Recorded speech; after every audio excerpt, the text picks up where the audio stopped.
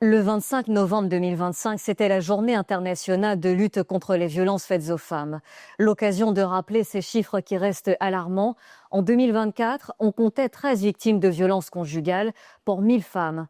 Un taux bien supérieur à la moyenne nationale qui est de 10 victimes pour 1000 femmes selon les données du ministère de l'Intérieur. En 2025, les données encore partielles font état d'au moins 2 féminicides depuis janvier. Des données qui confirment une réalité. Les violences faites aux femmes restent particulièrement élevées en Guadeloupe, d'où l'importance d'en parler, de briser le silence. Témoignage exclusif d'une victime de violences conjugales. Bonjour Béatrice. Bonjour. Vous teniez aujourd'hui à prendre la parole, à parler de votre vécu, de vos souffrances, de votre histoire. Pour quelle raison? Parler, c'est se libérer, c'est se guérir. Nommer les violences, nommer l'innommable. Oui, mettre un doigt sur ce qu'il m'arrive et expliquer par des mots simples, voilà ma souffrance, voilà ce que j'ai vécu. Comment les violences ont-elles commencé? Les violences ont commencé par, on va dire, verbalement. C'était de la maltraitance pour moi, parce qu'il avait toujours une façon de me diminuer euh, pour le travail, sur mon physique, sur ce que je faisais au quotidien. Il avait tendance à critiquer, tout le temps des critiques. Donc c'est ce qui a commencé à enclencher des disputes et qui lui donnait des prétextes pour partir, aller boire. Ce sont des violences qui ont fini par s'amplifier, s'accentuer. Oui, bien sûr, ça s'est amplifié puisque moi je lui parlais énormément de son problème d'alcool, son problème de tabac, de cigarettes aussi et de ses fréquentations. Donc mère de son enfant, pour moi c'est mon conjoint, donc il fallait absolument que je le sorte de ce gouffre. Quand avez-vous compris que ce que vous viviez n'était pas normal? J'ai compris le jour où j'ai décidé de mettre fin à mes jours. Parce que c'était la goutte d'eau. Je me disais, c'est pas possible. Et en fait, ce jour-là, j'ai coupé une corde et j'ai passé cette corde à mon cou et j'ai sauté. Et quand j'ai sauté, la corde a cédé. Et je me suis retrouvée à l'hôpital. Et pourquoi arriver jusque-là? Je me suis mise avec quelqu'un que j'aimais. Je lui ai donné un enfant.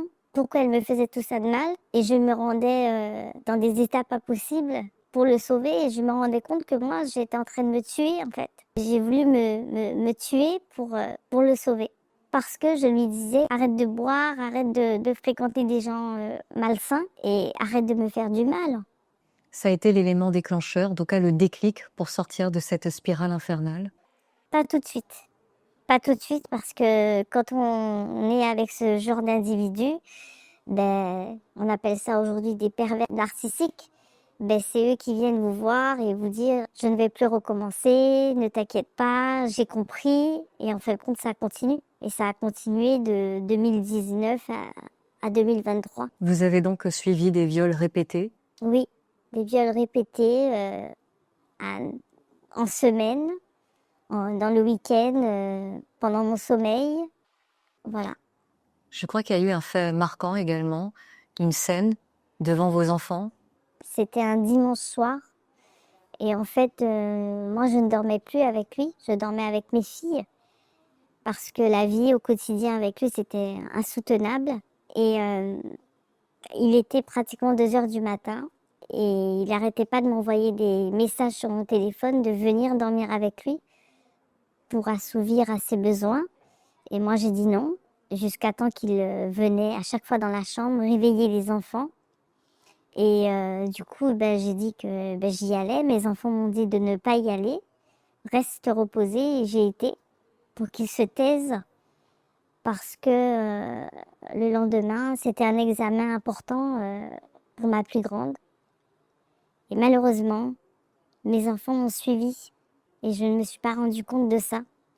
Donc quand j'étais dans la chambre les enfants ont vu la scène à travers la porte. Et donc ça a été cette scène, l'élément déclencheur pour sortir justement de cet enfer. Oui, oui.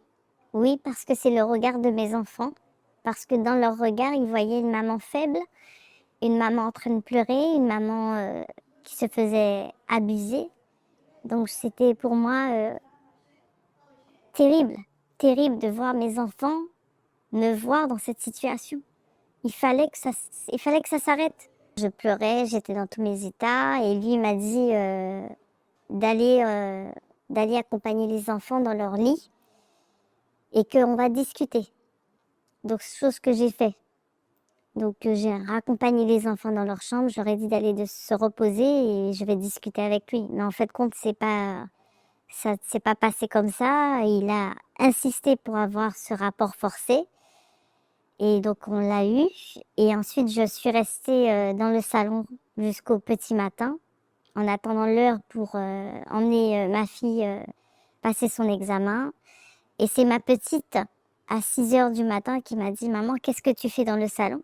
Je dis: «Maman, réfléchis parce que maman a une grande décision à prendre». Et elle m'a dit: «Maman, prends ta décision, ne pense pas à nous, prends ta décision». Aujourd'hui, que diriez-vous à une femme ou à d'autres personnes qui vivent la même situation? Je dirais à une femme qui vit dans cette situation ou un homme de ne pas rester, de ne pas avoir peur de tout perdre. Parce que tout perdre, c'est recommencer à zéro, mais c'est recommencer mieux. De ne pas regarder autour de soi, de se dire que oui, j'ai ma maison, j'ai ma voiture, j'ai mes enfants, j'ai... Non, ne pensez pas à ça, pensez à sauver votre peau. Parce que la vie, elle est courte. Et quand on meurt, on ne peut pas emmener avec nous une maison, une voiture. Sauvez le si peu qui vous reste en fait. Et moi, je parle de dignité parce que ce que j'ai vécu, je ne le souhaite à personne. Et si je viens aujourd'hui parler, c'est pour sauver, même sur 100, si je peux sauver une personne, je serais contente en fait de le faire. Aujourd'hui, comment allez-vous? Je vais très mal intérieurement, mais je suis contente d'être sortie de cette situation. Je suis fière de mes filles parce qu'aujourd'hui, mes filles, ben, elles travaillent bien à l'école. J'essaye de faire en sorte qu'elles soient stables. Elles sont effectivement suivies par psychologue et bien entourées par la famille.